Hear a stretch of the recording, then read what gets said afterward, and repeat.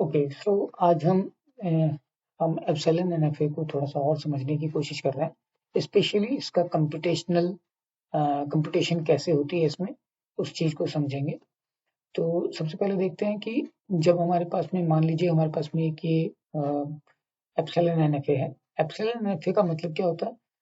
Epsilon NFA में बाकी सारी चीज़ें ऑलमोस्ट सेम होती हैं। फॉर एग्जांपल, एक मशीन है एम, ये क्विंटपल होती है, यानी कि 5 आइटम्स होते हैं इसमें। क्या क्या होते हैं? Q, sigma, so finite set of states, finite set of alphabet, then we have a transition function, initial state q naught, और f set of final states। Main इसमें जो फर्क आता है वो आता है ट्रांजिशन फंक्शन डेल्टा पर। डेल्टा यहाँ पर क्या होता है? हम q एक पर्टिकुलर स्टेट से इनपुट अल्फाबेट को या तो हम एक इनपुट अल्फाबेट रीड करें या फिर एम्प्टी स्ट्रिंग को रीड करें, और इसके बाद हम 0 और मोर स्टेट्स में जा सकते हैं। So power set of Q, जैसे कि हम एनएफए में देख सकते हैं। सो एनएफए में पावर सेट ऑफ क्यू यही चीज डिनोट करता है कि आप 0 या मोर स्टेट्स में जा सकते हैं। तो इसमें भी यही फर्क है कि यहाँ पर जो एनएफए से एप्सिलॉन एनएफए में फर्क आया है, वो बस इस बात का है कि यहाँ पर हम एप्सिलॉन स्ट्रिंग पर भी ट्रांजिट कर सकते हैं। फॉर एग्जाम्पल, ई स्टेट से हम बी स्टेट पे बिना किसी स्ट्रिंग को, बिना किसी सिंबल को रीड किए जा सकते हैं वाया दिस पाथ। सिमिलरली, ई से सी पर हम बिना किसी इनपुट स्ट्रिंग को कंज्यूम किए हम जा सकते हैं। बी से ई डी पर भी बिना किसी स्ट्रिंग को कंज्यूम किए हम जा सकते हैं। तो सपोज कीजिए कि हम कंप्यूटेशनल पाथ जानना चाहते हैं स्ट्रिंग 0 के लिए, तो हम स्ट्रिंग 0 के लिए कंप्यूटेशनल पाथ को जानने की कोशिश करते हैं। हमारी इनिशियल स्टेट है ए से हम 0 कंज्यूम करते हैं तो हम ई पर आ गए। हमने, क्योंकि इससे पहले कोई एप्सिलॉन कंजम्पशन नहीं है। यदि एप्सिलॉन कंजम्पशन होगी तो हम उसको वर्टिकली लिखेंगे, और यदि कोई एक सिंबल कंज्यूम हो रहा है तो हम उसको हॉरिजॉन्टल मूवमेंट दिखाएंगे। तो फॉर एग्जांपल, हमने ए से 0 को कंज्यूम किया, तो 1 से 0 को कंज्यूम करने के बाद हम कहाँ पहुंच सकते हैं? ई पर, राइट, ई पर। लेकिन ई से कहाँ जा सकते हैं? सो ई से हम बी पे जा सकते हैं। ई से हम बी पर एप्सिलॉन कंजम्पशन करके बी पर जा सकते हैं। और ई से कहाँ पर जा सकते हैं? ई से हम एप्सिलॉन कंज्यूम करके सी पर भी जा सकते हैं। तो ई से हम सी पर भी जा सकते हैं एप्सिलॉन को ही कंज्यूम करके, ठीक है। और फिर बी से एप्सिलॉन कंज्यूम करके हम डी पर भी जा सकते हैं। बी से एप्सिलॉन कंज्यूम करके डी पर भी जा सकते हैं। सो ये थोड़ी सी देखने की बात है। बी से एप्सिलॉन कंज्यूम करके हम डी पर जा सकते हैं, और क्योंकि डी एक फाइनल स्टेट है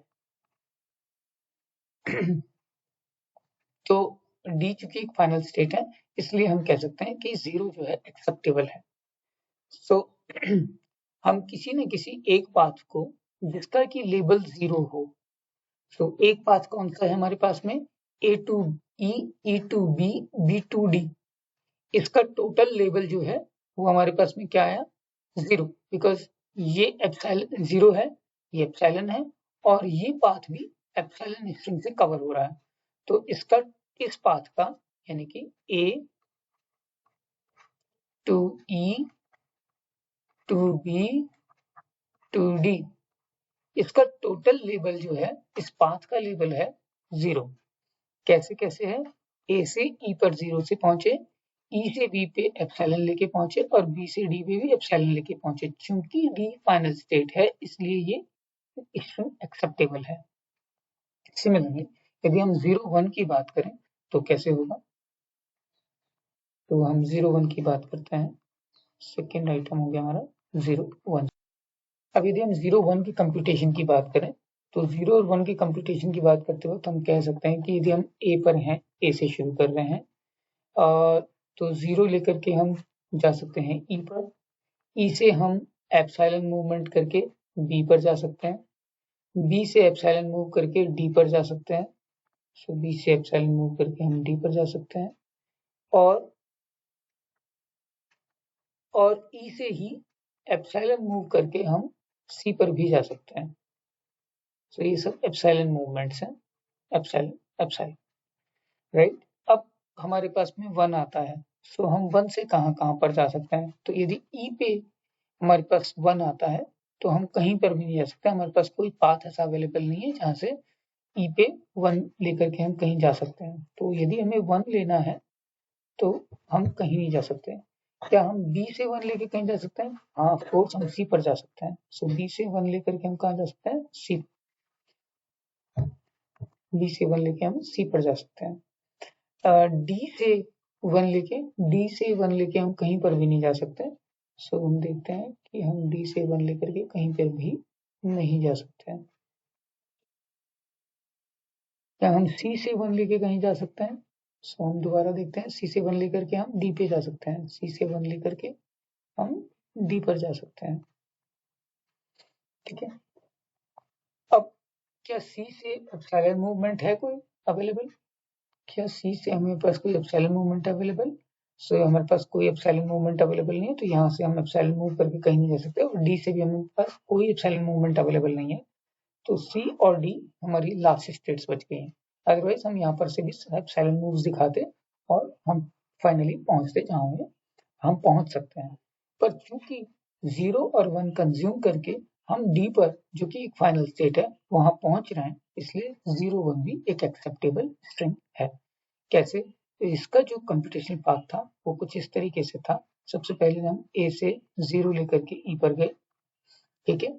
ई से हम एप्सिलॉन लेकर के डी पर पहुंचे,